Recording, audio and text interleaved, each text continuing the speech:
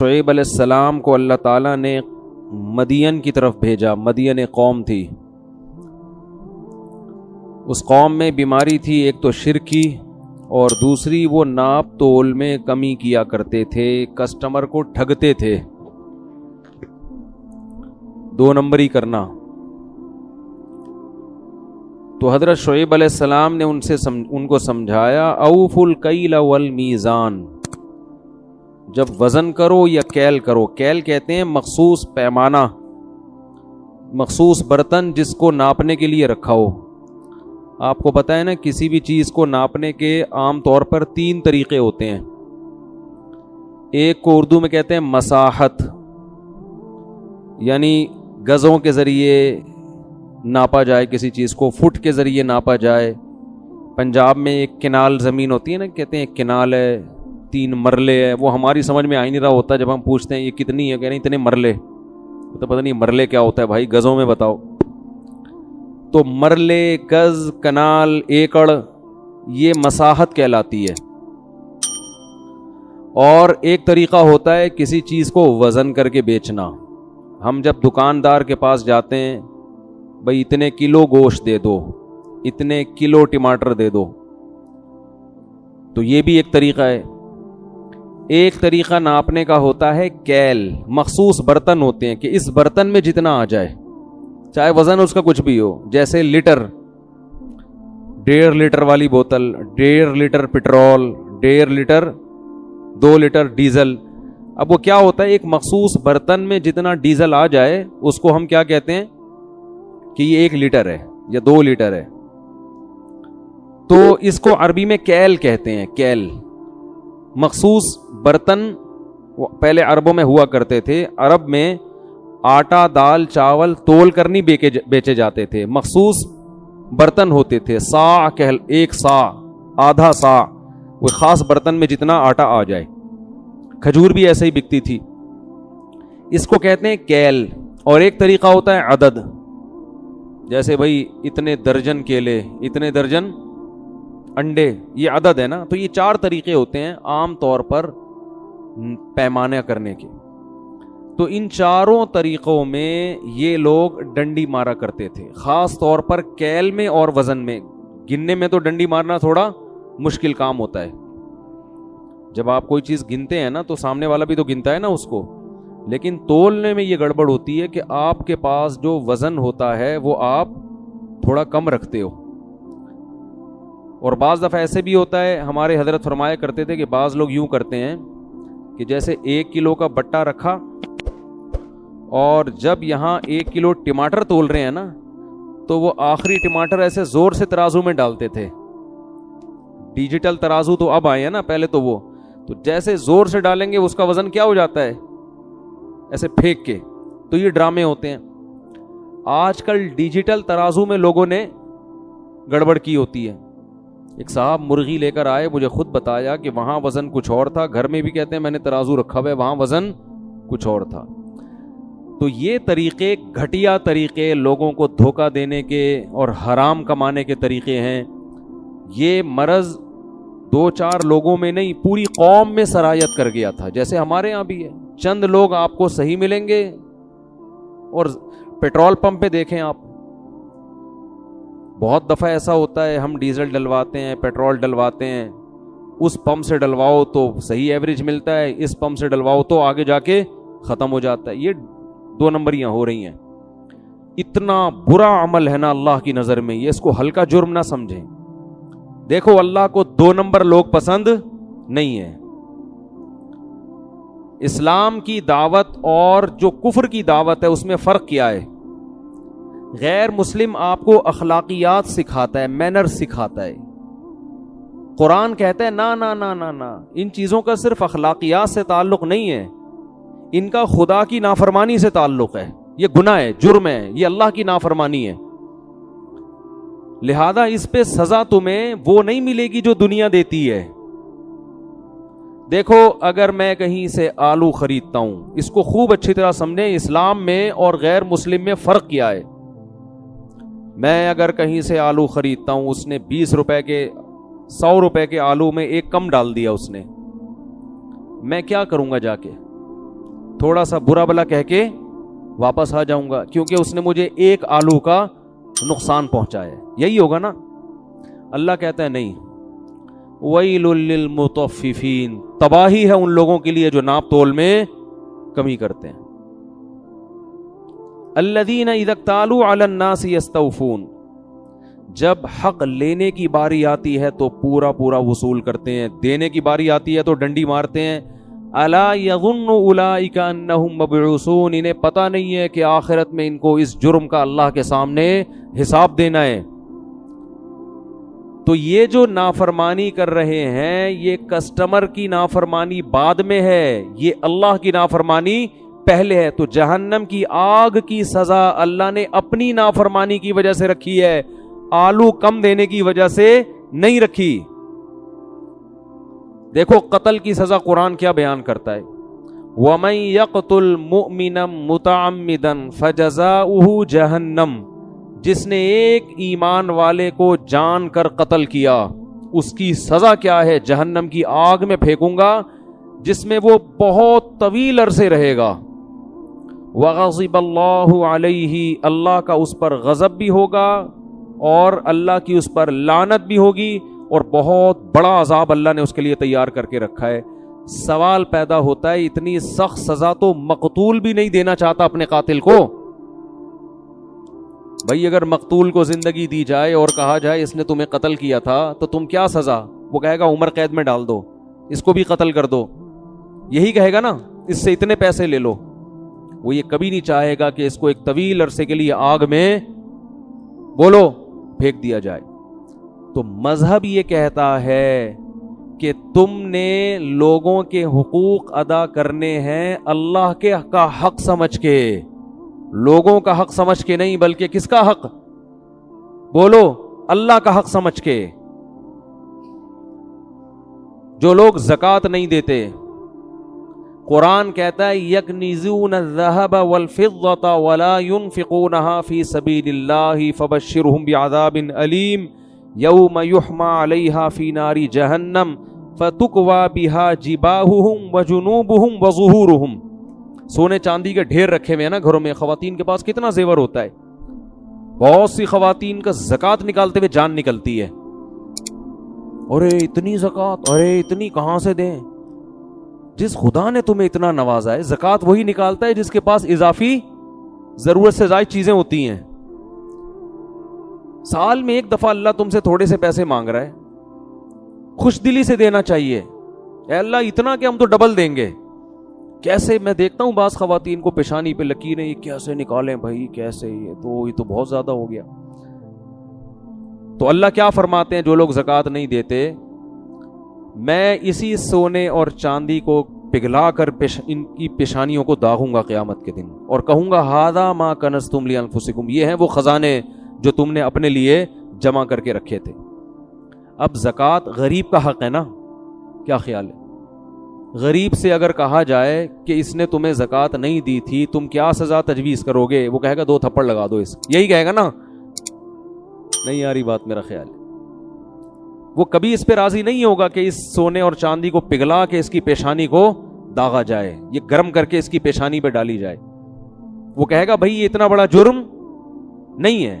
لیکن اللہ کہے گا جرم اس لیے ہے کہ زکوٰۃ غریب کا حق نہیں ہے, زکوٰۃ کس کا حق ہے؟ میرا حق ہے.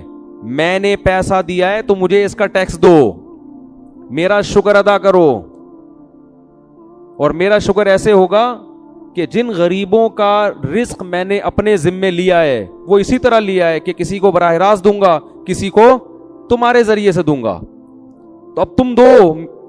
اس لیے علماء کہتے ہیں جب ہم غریب کو زکوٰۃ دیتے ہیں تو اصل میں غریب اللہ کا وکیل بن کے قبضہ کر رہا ہوتا ہے, دے اللہ کو رہے ہیں. جیسے میں نے کسی کو پیسے دینے ہیں, دکان پہ قرضہ چڑھا ہوا ہے, فرض کرو آپ نے مجھے پیمنٹ کرنی 1 لاکھ روپے, میں کہتا ہوں یار وہ ڈائریکٹ جا کے راشن والے کو دے دو, میرا قرضہ چڑھا ہوا ہے. چڑھا ہوا نہیں ہے, ایک مثال دے رہا ہوں, ٹھیک ہے نا. آپ جا کے ڈائریکٹ اس کو دے دیں تو اس کا ہاتھ ہوگا, اصل میں وہ کس کا ہاتھ ہے؟ میرا. وہ میرا نمائندہ بن کے, وکیل بن کے قبضہ کر رہا ہے, آپ مجھے ہی دے رہے ہیں, ورنہ آپ کو اس سے کیا واسطہ, وہ کون ہے, آپ کا راشن سے کیا تعلق بھائی. تو اللہ تعالیٰ بھی ہم سے پیمنٹ مانگتے ہیں, بھائی میری پیمنٹ کا ٹائم آ گیا, مجھے دے دو. اگر تم شکر ادا کرتے ہو نا, مانتے ہو کہ پیسہ میں نے دیا ہے, تو نکالو پیسے. اے اللہ کہاں عرش پہ جائیں ہم تجھے دینے کے لیے؟ نہیں آ رہی بات, میرا خیال ہے. اے اللہ ہم عرش پہ جائیں, ہم کہاں جائیں؟ کیا بیت اللہ جا کے خانہ کعبہ میں ڈال دیں؟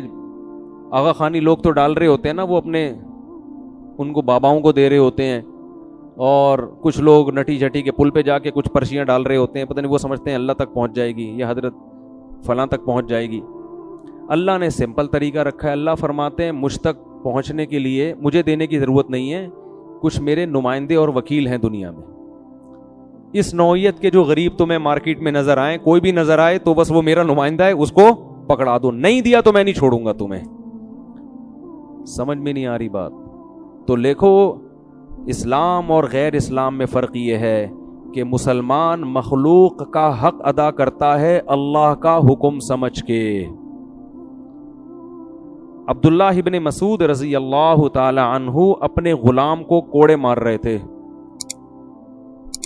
غلام پہ کیا کر رہے تھے؟ بہت سختی, ماتحت تھا, بہت ٹھکائی لگائی اس کی.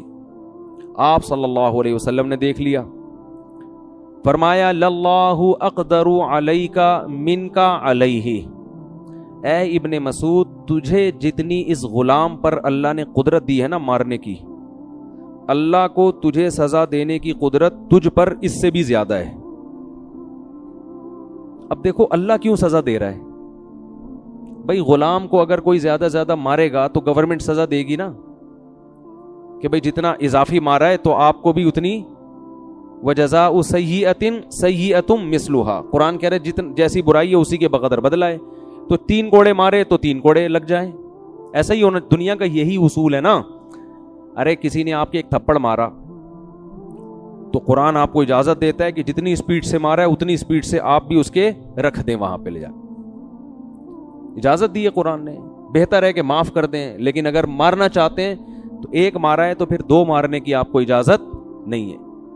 جتنی انگلیاں اس کی چھپی ہیں اتنی ہی اسپیڈ سے آپ نے بھی وہاں کیا کر دینی ہے, چھاپ دینی. ٹھیک ہے نا؟ ایسے نہیں مارنا کہ کل وہ اخبار میں آ جائے. وہ حضرت موسیٰ علیہ السلام نے جو مکہ مارا تھا نا, جس پہ بندہ اخبار میں آ گیا تھا, وہ ان کی نیت تھی نہیں, اس کی قسمت تھی کہ وہ اگلے دن اس کا نام, پہلی سرخی تھی یہی کہ حضرات فلاں جگہ پر ایک فرعونی کی لاش ملی ہے, سمجھ میں نہیں آ رہا کہ وہ مرا کیسے ہے. تو آپ کو اجازت دی ہے, لیکن اللہ کیا سزا دے رہا ہے؟ عبداللہ بن مسعود رضی اللہ تعالی عنہ کو نبی نے فرمایا, حضرت عبداللہ بن مسعود نے نا وہ آزاد کر دیا غلام کفارے کے طور پر, کہ جو میں نے زیادہ اس پہ زیادتی ہو گئی ہے تو اس کا کفارہ کیا ہے, آزاد ہو جائے. تو آپ نے کیا فرمایا, اگر تم اس کو آزاد نہ کرتے تو جہنم کی آگ تمہیں چھوتی, آگ کا کچھ نہ کچھ حصہ پہنچتا تمہیں جو تم نے اس پہ کے ساتھ زیادتی کی ہے. تو اب دیکھو یہی بات ہے کہ غلام پر ظلم یا زیادتی کرنا یا ماتحتوں پہ ظلم زیادتی کرنا, ایک نوعیت تو اس کی یہ ہے کہ وہ آپ کا غلام ہے, ایک نوعیت کیا ہے, وہ اللہ کا بندہ ہے اور اللہ نے آپ پر پابندی لگائی ہوئی ہے, لہذا پنشمنٹ کس کی طرف سے ہوگی؟ اللہ کی طرف سے. حکم دینے والا جب تبدیل ہوتا ہے تو حکم کی نوعیت کیا ہو جاتی ہے؟ چینج. ہر جرم ایک جیسا نہیں ہوتا. آپ کو آپ کا بھائی کہتا ہے پانی لے کر آؤ, بڑا بھائی کہتا ہے, آپ نہیں لاتے, یہ بھی جرم ہے. یار بڑا بھائی آپ سے 15 سال بڑا ہے اور آپ سے پانی منگوا رہا ہے اور آپ ڈھیٹ بن کے بیٹھے ہوئے ہو, لیکن آپ کا باپ بولتا ہے پانی لے کر آؤ, چھوٹا جرم ہے بڑا جرم ہے؟ حالانکہ ایک ہی جنس ہے نا, وہاں بھی پانی نہیں لے کر آئے اور یہاں بھی پانی نہیں لے کر آئے, لیکن آرڈر دینے والے کی آرڈر سے نوعیت میں فرق. اور جناب آپ ڈی ایس پی صاحب بیٹھے ہوئے ہیں اور ایک عام پولیس والے کو ڈی ایس پی صاحب کہتے ہیں, کچھ بھی آرڈر دیا ڈی ایس پی صاحب نے کہ جاؤ ذرا فلاں کی انکوائری کر کے آؤ, وہ جا ہی نہیں رہا, ہل ہی نہیں رہا ہے, ہو سکتا ہے سسپینڈ کر دے اس کو. اس پہ ایک آفیسر, بہت بڑا فوج میں آفیسر, ایک عام فوجی کو آرڈر دیتا ہے کہ جاؤ ٹریننگ کے دوران نا چھوٹا سا کام لگا دیا کہ جاؤ دوڑ کے یہ لے کر آؤ, کوئی ٹریننگ کے دوران, وہ نہیں آ رہا, کہہ رہا ہے سر میں نہیں آ رہا, ہو سکتا ہے ٹریننگ سے باہر نکال دیا جائے. اب آپ کہیں یار میرے بھائی نے مجھے بولا تھا یہ لے کر آؤ، میں نہیں لے کر آیا تو اس نے تو گھر سے باہر نہیں نکالا. یہ آرمی کا عجیب سیٹ اپ ہے یار. مجھے آفیسر نے کہا یہ کرو، میں نہیں کر رہا، میرا کورٹ مارشل ہو گیا. بھائی نوعیت کیا ہو رہی ہے؟ مختلف.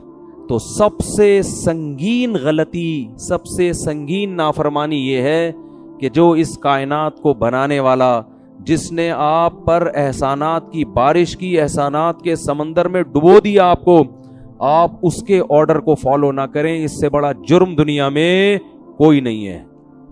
لیکن اس کی رحمت چونکہ اس کے غصے پر غالب ہے، اس لیے اس نے ایک رحمت والا معاملہ کیا ہے کہ ایک دفعہ بھی جرم کرو گے نا تو اصولی طور پر تو اس کی سزا یہ بننی چاہیے تھی کہ میں تمہیں جہنم کی آگ میں ڈالوں، لیکن موت سے پہلے پہلے میں نے توبہ کا آپشن رکھا ہے. یہ آپشن گھروں میں نہیں ہوتا. نہیں آ رہی بات سمجھ میں؟ کوئی آفیسر اگر عام فوجی کو بولتا ہے یہ کام کرو، کہہ رہے نہیں کر رہا، ایک دفعہ سوری، ٹھیک ہے نا، 2 دفعہ سوری، تیسری دفعہ میں کیا کہے گا؟ کورٹ مارشل ہوگا کہ نہیں ہوگا؟ لیکن اللہ نے 3 کروڑ دفعہ بھی اگر آپ نے نافرمانی کر لی اور 3 کروڑویں مرتبہ آپ نے توبہ کر لی تو موت سے پہلے پہلے توبہ کا آپشن بولو رکھا ہے، کیونکہ وہ اس کی رحمت اس کے غصے پر غالب ہے. لیکن وہ رحمت جب ہی ہوگی نا جب آپ بھی تو کچھ کریں. آپ سوری کرنے کے لیے تیار ہی نہیں ہو تو پھر کیسے وہ آپ اس کی رحمت کی امیدیں لگا کے بیٹھتے ہو؟ تو شعیب علیہ السلام نے اپنی قوم کو کیا کہا کہ ناپ تول میں کمی بولو مت کرو. قوم کی کھوپڑی میں یہ بات آج بھی نہیں آتی، قوموں کی کھوپڑیوں میں آتی ہیں. آپ سمجھاؤ سبزی والوں کو یہ نہ کرو، کہہ رہے ہیں ابے اس کے بغیر تو گزارا ہی نہیں ہوتا، ابے سبھی یہی کر رہے ہیں، ابے بھائی موقع کون سے دور میں رہتے ہو، یہ ٹوپی ڈرامے شروع ہو جاتے ہیں. تو وہ قوم بھی کہنے لگی. پھر وہ ایک جرم یہ بھی کرتے تھے کہ راستوں میں بیٹھ جاتے تھے، اور جو لوگ بھی حضرت شعیب پر ایمان لاتے نا ان کو وسوسے ڈال ڈال کے اللہ کے راستے سے روکتے تھے. جو کام آج فیس بک اور یوٹیوب پہ ہو رہا ہے. اچھے بھلے لوگ جب دین کی طرف آتے ہیں ان کو فرقواریت میں الجھا دینا، ان کو علماء کے خلاف، محدثین فقہا کے خلاف، صحابہ کے خلاف، وہ صحابہ سے ہی غلطی ہوئی، وہ اسلام ہی مشکوک لگنے لگتا ہے. اسلام کے جو بیسک احکام ہیں جو صدیوں سے جن پر اتفاق چلا آ رہا ہے ان میں شک پیدا کر دینا. جیسے غامدی صاحب تو ماشاءاللہ ہول سیل کے حساب سے یہ کام کر رہے ہیں. میرا دل نہیں چاہتا نام لوں لیکن کیا کروں، پھر وہ سمجھانا پڑتا ہے نا. ہر اسلام کے موٹے موٹے احکام میں کیا پیدا کر دیا؟ شک. اس سے کیا ہوگا؟ لوگ نا ہر حکم کے میں کنفیوز ہو جائیں گے. اسلام کے بہت سے احکام ایسے ہیں جن کو فالو کرنے میں بڑی قربانی دینی پڑتی ہے، بہت بڑی قربانی.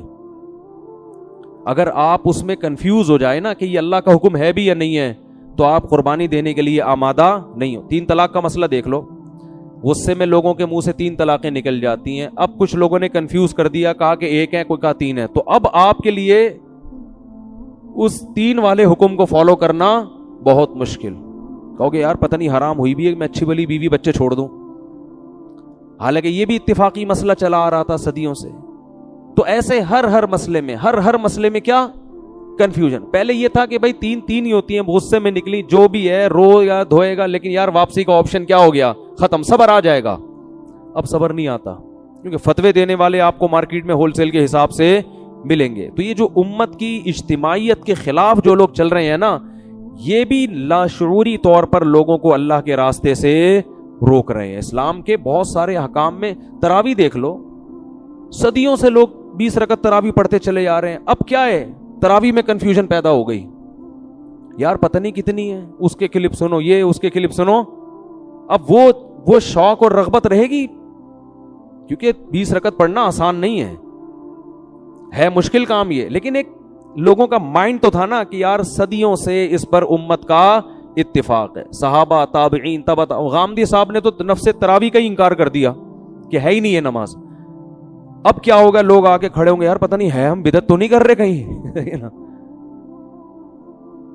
تو کچھ لوگ جان کر اللہ کے راستے سے روک رہے ہیں، کچھ کیا کر رہے ہیں؟ کنفیوژن پیدا کر رہے ہیں. اب دیکھو، پردہ اسلام کا ایک حکم ہے، اس میں 2 رائے نہیں ہے.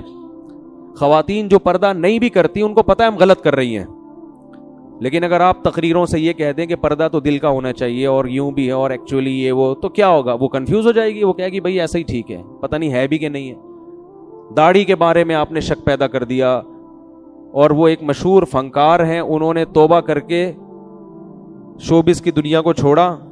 ہمارے وہ مشہور پروفیسر صاحب نے فتویٰ دیا کہ اسلام میں ڈرامے کرنا اور یہ سب شوبز کی دنیا, کوئی اس میں ناجائز کام نہیں ہے. وہ دوبارہ کیا کر رہے ہیں, وہی کام کرنا شروع کر دیا انہوں نے.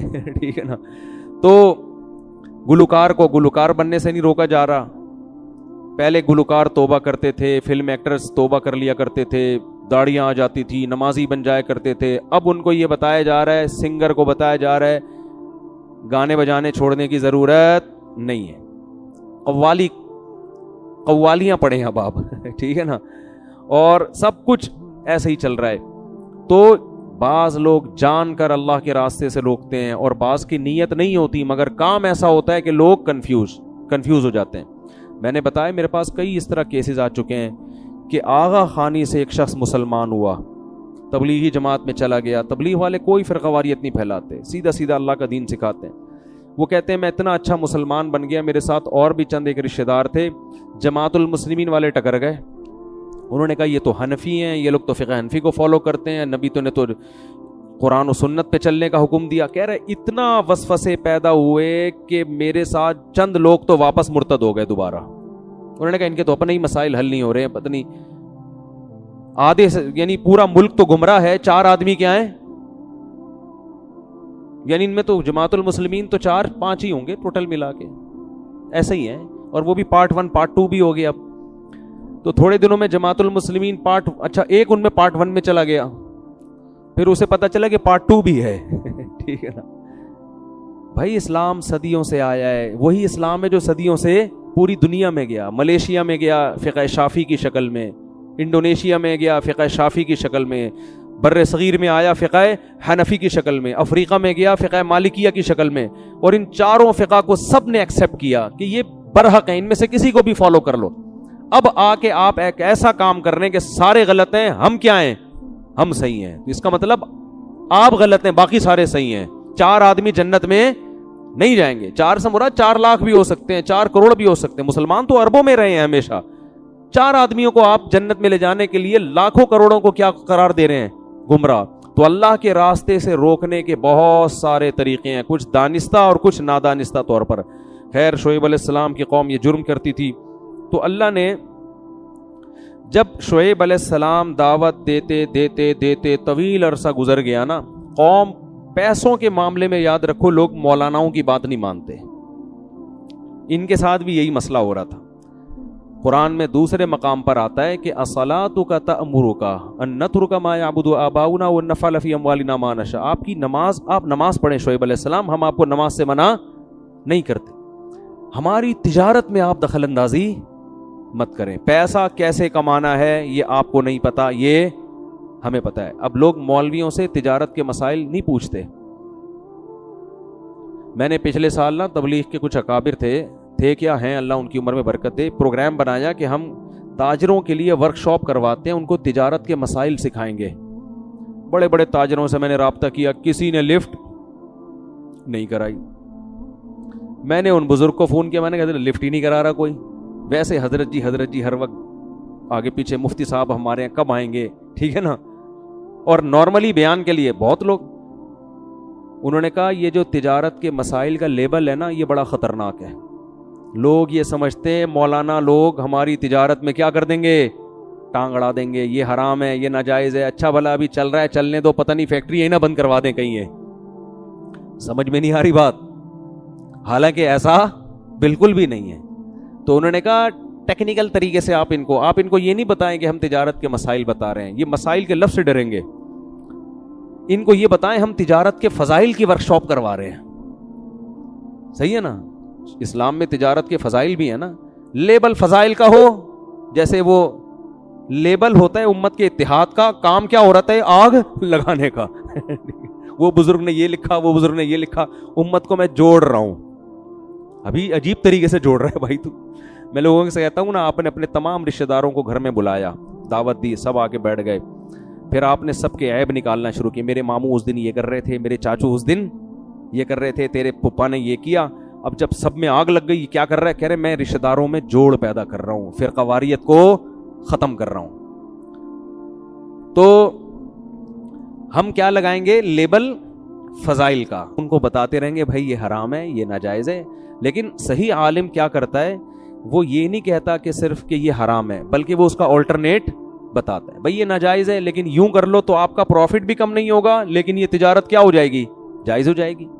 لیکن لوگ بڑے ڈرتے ہیں، وہ کہتے ہیں مفتیوں کے سر پہ سینگ لگے ہوئے، یہ ٹکر ماریں گے ہمیں، ہمارا اچھا بھلا کام چل رہا ہے، دھندا چل رہا ہے، اس کا بیڑا غلط کر دیں گے. لیکن بہرحال اچھے لوگ بھی دنیا میں موجود ہیں. بہت سے تاجر پوچھتے ہیں. اب ایک پرسوں چند دن پہلے تاجر کا فون آیا کہ میرا کنٹینر آ رہا ہے، 20 لاکھ کا کنٹینر ہے، میں نے 25 میں فروخت کر دیا ہے آگے، حالانکہ کنٹینر ابھی پورٹ سے لگا نہیں ہے. بھائی یہ تو جائز نہیں ہے. نبی صلی اللہ علیہ وسلم کی صحیح حدیث ہے، کوئی بھی چیز قبضے میں لیے بغیر آپ آگے نہیں بیچ سکتے. اب میں صرف اتنا کہہ دیتا جائز ہے، وہ کہتے ہیں ابے یار یہ 5 لاکھ کا اچھا بھلا پروفٹ کیا ہو گیا؟ تیل ہو گیا.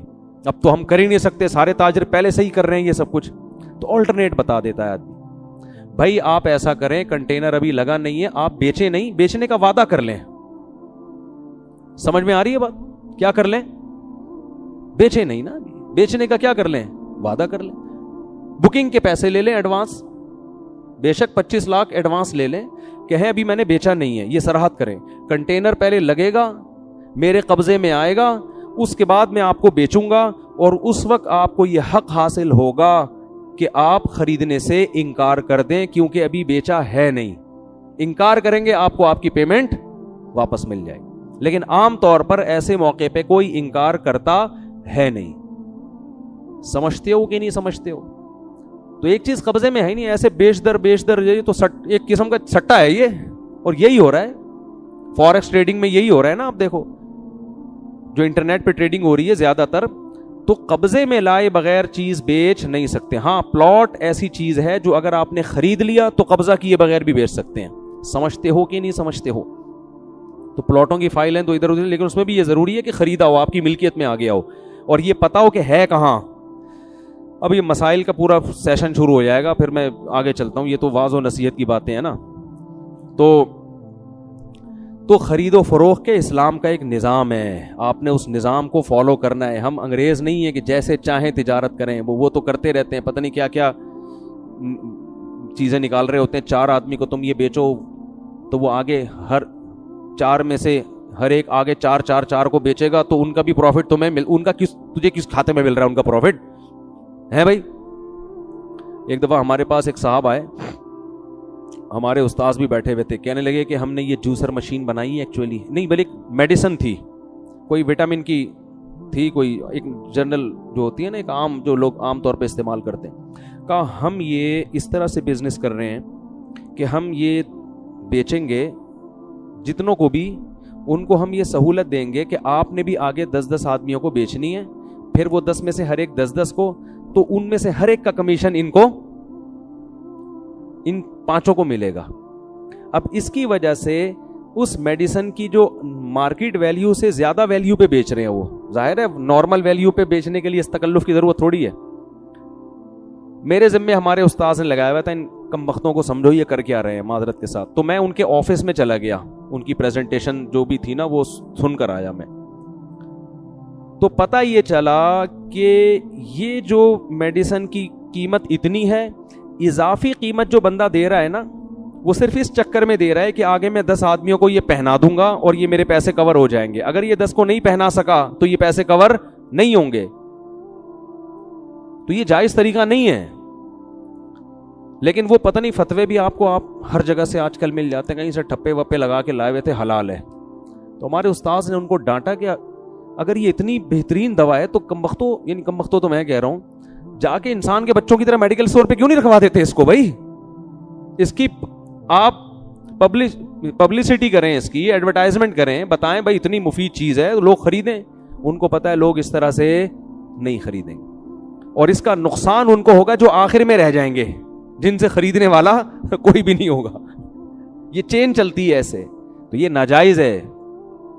تو سیدھی طریقے سے انسان کے بچوں کی طرح پیسہ کماؤ میرے بھائی. جیسے ساری دنیا یہ گورے جو ہے نا کھوپڑی لڑاتے رہتے ہیں، کسی طرح سے پیسہ ہم اپنے پاس سمیٹیں، اس میں لوگ کروڑ پتی بن گئے ہیں بیٹھے بیٹھے. اب آپ نے وہ جوسر مشین یا میڈیسن 10 کو بکوا دی اور آپ آرام سے بیٹھ گئے، وہ 10 آگے 100 کو, وہ 100 سے آگے 1000, آپ بیٹھے بیٹھے نوٹ چھاپتے رہتے ہو فری پھوکٹ میں, اور پھر آپ کو کمپنی اتنی سہولتیں دیتی ہے اور یہ اور وہ, اور آپ کو پھر جب مفتی کہے گا یہ حرام ہے تو اتنا پیسہ فری پھوکٹ میں بیٹھا بیٹھا مفتی صاحب کے منہ سے حرام کہتا ہوا اچھا نہیں لگتا. پیسے کی تو بڑا نشہ ہوتا ہے, لت پڑ جاتی میرے بھائی. چرس اور ہیروئن کی لت سے زیادہ یہ لت ہے.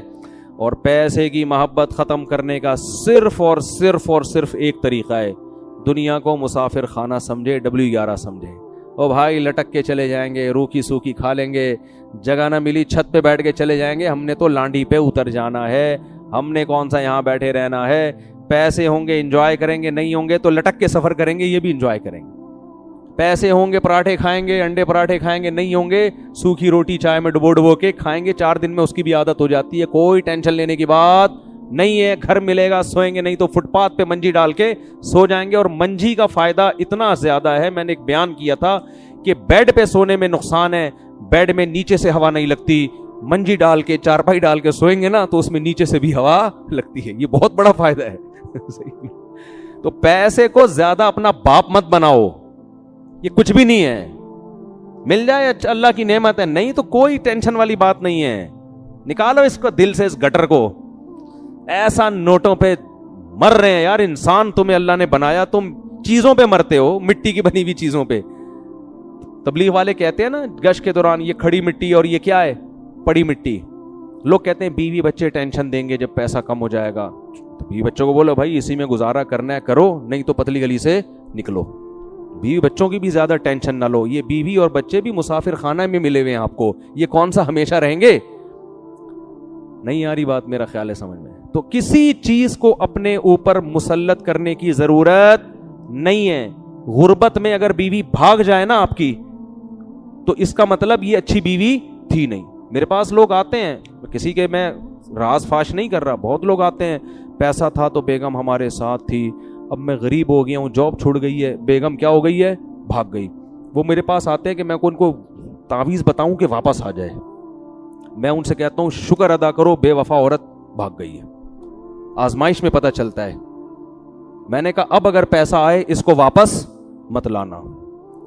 میں نے کہا وہ اس کے دل میں تمہارا غم نہیں ہے, وہ اسے تم یاد نہیں آ رہے جس نے اتنا کھلایا, اور تم اس پر احسان کر کے بھی اس کو یاد کر رہے ہو, اور اس کی بے وفائی کے بعد بھی یاد کر رہے ہو.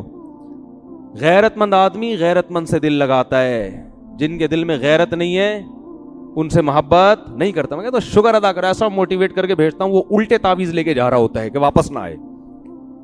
صحیح نا, اس کو میں اور پکا کر دیتا ہوں. میں نے کہا دفعہ لعنت بھیجو. کہہ رہے ہیں بچے بھی بھاگ گئے. میں نے کہا ایسے بچوں پہ بھی لعنت بھیجو. غیرت مند بچے ہونے چاہیے جو باپ کا غم میں ساتھ دیں. نہیں دے تو دفعہ, تو باپ ہے یار, تو بیٹا, تو اولاد تھوڑی ہے. باپ میں اللہ نے استغنا رکھا ہے. دیکھو چھوٹے بچوں کو تو محبت بہت زیادہ دو. میرے بچے میرے, ان کو لانے کی بھی کوشش. جب بڑے ہو جائیں تو اب ان کی ذمہ داری آپ کو عزت دیں, تو آپ ان کو محبت دو بشرطے کہ وہ بھی آپ کو محبت دیں. نہیں دے رہے, بیٹا ہم نے پال پوس کے بڑا کر دیا, آپ پر ہم نے احسان کیا, تمیز سے رہنا ہے رہو, نہیں تو پتلی گلی سے نکلو. ہم نے آپ کو اپنے لیے پالا ہی نہیں ہے, ہم نے آپ کو آپ کے لیے پایا, آپ پر احسان کرنے کے لیے, خدا کا حکم سمجھ کے, اپنی خدمت کے لیے نہیں. خدمت کرو گے اللہ راضی ہو جائے گا, نہیں کرو گے جاؤ یہاں سے. تھوڑا سا اسٹائل اپنا چینج کرو گے تو اچھی سی, ورنہ بھائی دنیا تو بڑی نالائق ہے, تمہیں غم دے دے کے جان سے مار دے گی, روئے گی بھی نہیں. وہ بیوی بھاگ گئی, وہ میرا بچہ میرے ساتھ یوں کر رہا ہے, میرے ماموں نے یہ کر دیا, میرے چاچو نے یہ کر دیا, ابے میں نے اس پر اتنا احسان کیا, آج وہ مجھے آنکھیں دکھا رہا ہے, تو کیوں احسان کیا بھائی؟ تو نے اس لیے احسان کیا تھا کہ وہ تجھے جھکے گا تیرے سامنے. کون جھکتا ہے؟ سبزی والے پر میں نے کتنا احسان کیا تھا. غریب آدمی کمبخت کے گھر میں بیٹھنے کی جگہ نہیں تھی, فرش پہ بیٹھتا تھا وہ. کتنا پیسہ اس کو ہم نے کھلایا, اور اسٹیمپ پیپر کے انگوٹھے مجھے گفٹ میں دے کے چلا گیا. اب ہم روتے رہے, ابے میں نے احسان کیا. ابے بھائی تم نے احسان کیا تھا, اگر اللہ کے لیے کیا تھا تو اللہ راضی ہو جائے گا. بزنس کے لیے کیا تھا تو بزنس میں تو یہ ہوتا ہے. تو جب تک دنیا کو مسافر خانہ نہیں سمجھو گے میرے بھائی, دنیا تمہیں ایسا چترول لگائے گی نا, یہ بڑی بے شرم اور غیرت لیس دنیا ہے یہ. اب گالیاں تو نہیں دے سکتا نا میں ممبر پہ بیٹھ کے, اس لیے میں تھوڑا انگلش ملا کے, ورنہ اس کو جتنی گالیاں دی جائے نا یہ کیا ہے, کم ہے. سے زیادہ دل صرف کس سے لگاؤ؟ اللہ سے. اللہ وفا کرتا ہے. تھوڑا کرو گے بہت زیادہ دے گا. ابراہیم علیہ السلام نے دنیا سے نہیں اللہ سے وفا کی تھی. اللہ کہتے ہیں واتخذ اللہ ابراہیم خلیلا. اللہ نے ابراہیم کو اپنا جگری دوست بنا لیا, خلیل بنا لیا. یعقوب علیہ السلام نے کس سے وفا کی؟ اللہ سے. کیسا نوازا اللہ نے. تو اللہ سے وفا کرو گے تو بھائی سب کچھ ملے گا. باقی دنیا کے ساتھ اچھا سلوک کرو, سب کے ساتھ اچھے رہو, بے وفائی نہ کرو, معاہدے مت توڑو, اپنا الو سیدھا رکھو. پھر بھی سیدھا چلتا ہے, کوئی چلے نہیں چلے تو. اور یاد رکھو آدمی جب خود غلط ہوتا ہے تو پھر اس کی وجہ سے جو اس کو غم پہنچتے ہیں نا, ان میں صبر کی توفیق نہیں ملتی. خود سیدھا ہو, پھر اگر ٹینشنیں بھی ملیں گی, ان ٹینشنوں میں اللہ صبر کی توفیق دیتا ہے. تو خیر میں جلدی سے بیان ختم کرتا ہوں, کہاں سے کہاں چلا گیا. تو وہ جو ہے نا, جب ان کو سمجھا رہے بھائی تم قحط زدہ لوگ نہیں ہو, کھاتے پیتے لوگ ہو, کیوں ڈنڈی مار رہے ہو, تو قوم کے پاس کوئی جواب نہیں تھا. وہ کہنے لگے لنخرجنک یا شعیب, اے شعیب ہم تجھے اپنی بستی سے نکال دیں گے, بہت زیادہ ہو گئی ہے, ہم کیا کریں گے, آپ کو اپنی بستی سے نکال دیں گے. اور اللہ فرماتے ہیں فاخذتہم الرجفۃ, ایک زلزلے نے ان کو پکڑا ہے. فاصبحوا فی دارہم جاثمین, صبح جب اٹھے تو سارے اوندھے منہ مرے ہوئے تھے. ناپ تول میں کمی کرنے سے بھی زلزلے آتے ہیں. جب تجارت میں لوگ خیانتیں کرتے ہیں, جھوٹ بولتے ہیں, ان سے بھی کیا ہوتا ہے, آسمانی آفتیں آتی ہیں. تو جب وہ قوم الٹ گئی, اللہ فرماتے ہیں فتولی عنہم, حضرت شعیب علیہ السلام نے بستی کے قریب جا کے کہا, پیٹ پھیری اور کہا یا قوم لقد ابلغت رسالات ربی, اے میری قوم میں نے اپنے رب کا پیغام تم تک پہنچا دیا. ان مردوں سے خطاب کر رہے ہیں عبرت کے لیے. ونصحت لکم, اور میں نے تمہارا بھلا چاہا تھا, تمہارا برا نہیں چاہا تھا. فکیف آسیٰ علی قوم کافرین, اب بتاؤ میں تم پر افسوس کیسے کروں. یعنی ایسے موقع پہ تو افسوس ہونا چاہیے نا, بیچارے مر گئے, لیکن پتہ نہیں مجھے افسوس ہو نہیں رہا, کیونکہ میں نے تو تمہاری خیر خواہی میں اپنی صلاحیت کو پورا خرچ کر دیا تھا, اب مجھے تم پر رونا نہیں آ رہا. تو اس لیے بھائی اس بات کا بڑا خیال کیا کریں, مالی معاملات میں دو نمبری بولو نہ کریں. بہت دو نمبریاں ہو رہی ہیں. کمپنیاں بھیجتی ہیں آپ کو گاڑی ریپیئر کروانے کے لیے, جتنے کی ریپیئر ہو بل بنا کے لے آنا. دونوں طرف سے کھانچے کھلے ہوئے ہیں. میکینک سے کھانچا یہ کھلا ہوا ہوتا ہے کہ بل زیادہ بنا کے دینا. 1000 کا کام ہوا ہے تو بل کیا بنے گا, 1200 روپے کا. زیادہ بنانے کے عوض میں 50 تیرے اور 150 میرے. یہ ہو رہا ہے سعودی عرب میں بھی ہو رہا ہے, دبئی میں بھی ہو رہا ہے, اور ماشاءاللہ ہمارے ملک میں تو سب سے زیادہ ہو رہا ہے. تو یہ ناجائز ہے. یہ کہاں سے جائز ہو گیا؟ خیانت کیوں کر رہے ہو آپ اس کے ساتھ؟ ہوتا ہے کہ نہیں ہوتا؟ ایک صاحب نے مجھے اپنا واقعہ سنایا کہ ایک عربی ایکسیڈنٹ ہو گیا میرا عربی کی گاڑی سے, غلطی عربی کی تھی, تو شرطوں نے پکڑ لیا, تو شرطوں نے عربی پہ جرمانہ ڈالا. اب وہ جرمانہ یہ ڈالتے ہیں کہ بھئی جو پارٹس خراب ہوئے ہیں ریپیئر کروانے ہیں یا نئے بنوانے ہیں. تو اگر ریپیئر کروانے ہیں تو ان کے پیسے الگ ہیں, نئے بنوانے ہیں تو کہہ رہے میں نے کہا نئے بنوانے ہیں. اس نے نئے کے پیسے دیے, کہہ رہے میں نے نئے بنوانے کے بجائے انہیں کو ریپیئر کروا دیا. یہ بھی غلط ہے, ناجائز ہے. سمجھ میں آ رہی ہے بات؟ کیونکہ قرآن کہہ رہے وجزاء سیئۃ سیئۃ مثلھا, جس نے برائی کی ہے نا تو تم اس سے اتنا بدلہ لے سکتے ہو کہ اس برائی کی تلافی ہو جائے. تو تلافی ریپیئرنگ میں ہو رہی ہے تو نئے پارٹس ڈالنے کی آپ کو کیا ضرورت؟ اور اگر آپ سمجھتے ہو کہ نئے پارٹس ڈالے بغیر تلافی نہیں ہوگی تو آپ سچ کیوں نہیں بول رہے اس کے ساتھ؟ تو ہر جگہ چونا لگایا جا رہا ہے, ہر جگہ دو نمبری, ہر جگہ پیسوں میں خیانت, کوئی کسی کا حق دینے کے لیے تیار نہیں ہے. اللہ کو سخی لوگ پسند ہے, پیسہ ایسے خرچ کیا کرو, ایسے اڑایا کرو, مزہ نہ آئے پیسے واپس. اچھا لگتا ہے آدمی, گھر میں بھی اچھا لگتا ہے, بیوی کو بھی اچھا لگے گا, بچوں کو بھی اچھا لگے گا, دوستوں کو بھی اچھا لگے گا, اللہ کو بھی اچھا لگے گا. ایسے بیٹھے ہوئے ہوتے ہیں نا, اتنے اکاؤنٹ میں پیسے رکھ کے وہ جمع کیے ہوئے, ویسے دیکھتے رہتے ہیں اتنے کروڑ ہو گئے, اتنے کروڑ. ابے نکال کے خرچ کرو یار, کھاؤ, خریدو, کچھ بھی خرید کے بیچو. بزنس کے لیے نکال لو, رکھو نہیں, یہ رکھنے والی چیز نہیں ہے. ہاں اتنا نہ کرو کہ کل دوسروں سے بھیک مانگنی پڑے, اپنی بنیادی ضرورتوں کو پورا کرنا چاہیے پہلے انسان کو. لیکن اللہ کو سخی آدمی پسند ہے, اللہ بھی سخی ہے. وقالت الیہود ید اللہ مغلولہ, کل جو ہم نے قرآن پڑھا نا اس میں یہودی کہتے تھے کہ اللہ ہمیں صحیح طرح دیتا نہیں ہے جیسے دینا چاہیے نا, ہمارے ایکسپینسز زیادہ ہیں ٹھیک ہے نا, اور ارننگ اس حساب سے بولو کم ہے. جبکہ ہم نے علماء سے سنا ہے, بڑے غریب غریب علماء سے بھی ہم نے سنا, کہتے ہیں میرے جتنے خرچے ہیں نا اللہ مجھے اس سے کئی گنا زیادہ دیتا ہے. جب دل بڑا ہوتا ہے تو انسان ایسی باتیں کرتا ہے. میرے شیخ حضرت مفتی رشید احمد صاحب رحمہ اللہ تعالیٰ کی دارالعلوم کرنگی میں تنخواہ بہت تھوڑی تھی, اور پورے سال پیسے جمع کر کر کے نا اپنی تنخواہ سے بچا بچا کے پیسے جمع کر کے پھر لاہور کا اپنے شیخ کی زیارت کے لیے ایک دفعہ سفر کرتے تھے. یعنی ٹرین کے ٹکٹ کے لیے تنخواہ بچا بچا کے سال میں ایک دفعہ ٹکٹ کے پیسے بنتے تھے. اور فرماتے ہیں اس دور میں حضرت کیا کہتے تھے, اللہ نے مجھے اتنا دیا ہے کہ میری ضرورتوں سے کروڑہ گنا زیادہ ہے. کیونکہ ضرورت تو ہماری یہ ہے کہ 2 وقت کی روٹی مل جائے اور رات سونے کے لیے سر چھپانے کی جگہ مل جائے, بس یہ کیا ہے. باقی گریبیاں ہیں, کہتے اللہ نے گریبیاں 2 کے بجائے 3 وقت کی روٹی مل رہی ہے, سال میں ایک دفعہ لاہور کا سفر بھی ہو رہا ہے, یہ تو گریبیاں ہیں نا. نہیں آ رہی بات, میرا خیال ہے سمجھ. تو شکر ادا کرو گے نا, اللہ نے یار جتنا ہماری ضرورت ہے اس سے کئی گنا. ابے دیکھو افطاری پہ کیا مزہ آتا ہے یار, کتنا کچھ رکھا ہوا ہوتا ہے آج دسترخوان پہ, غریب آدمی کے دسترخوان پہ بھی کیسا پھوڑ پھاڑ کے طبیعت سے آتے ہیں جو تباہی میں چاہ دیتے ہیں نا.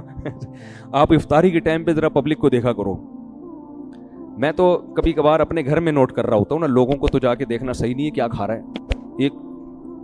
ایک ہاتھ ادھر پکوڑے کی طرف گیا, ادھر فوراً سموسا چیک, کیا کھائیں, سموسا نہیں ہے بھائی, ادھر دہی بڑے کی طرف آؤ, پھر ذرا سا چاٹ کھاؤ کے دیکھو, ابے تھوڑا سا یہ لیگ پیس اٹھاؤ ہے بھائی.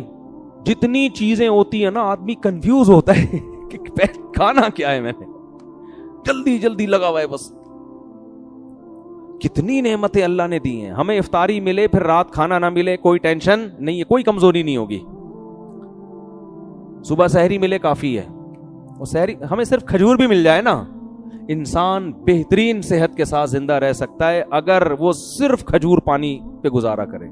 صحابہ کرام کئی مہینے کھجور اور پانی پہ گزارا کرتے تھے, اور بڑی بڑی بھاری بھرکم تلواریں لے کے میدان جنگ میں لڑا کرتے تھے. کھجور ہی ایسی چیز ہے جس میں اللہ نے سب کچھ رکھ دیا ہے, باقی سب غریبیاں ہیں.